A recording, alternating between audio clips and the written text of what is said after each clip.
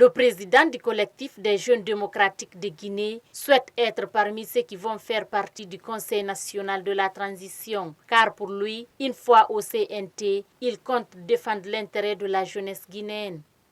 Donc, en ce qui est de notre candidature, j'avoue que moi personnellement, je dois beaucoup à ce pays. Je le suis redevable, c'est pourquoi je veux vraiment être au CNT, parce que je sais qu'une fois au CNT, et comme tous les autres conseillers, nous aurons une certaine portion du pouvoir qui nous permettra d'agir en faveur des structures que nous représentons. Maintenant, pour ce qui est de ce que nous devons faire, personne aujourd'hui ignore que la course juvénile est vraiment mise à l'écart.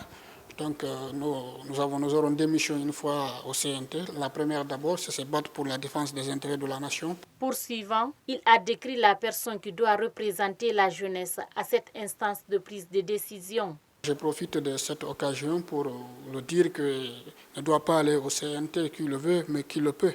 Parce qu'il faudra comprendre qu'une fois au CNT, nous aurons des représentants de tous les acteurs de la nation. Donc il faudrait vraiment, en ce qui concerne la jeunesse, que ce soit des jeunes dynamiques, ambitieux et qui ont vraiment, une certaine ambition pour le pays et qui ont aussi une certaine expérience en ce qui concerne la gestion, non seulement administrative, mais aussi la gestion humaine. Parce qu'au CNT, c'est la guerre des idées. Il faudra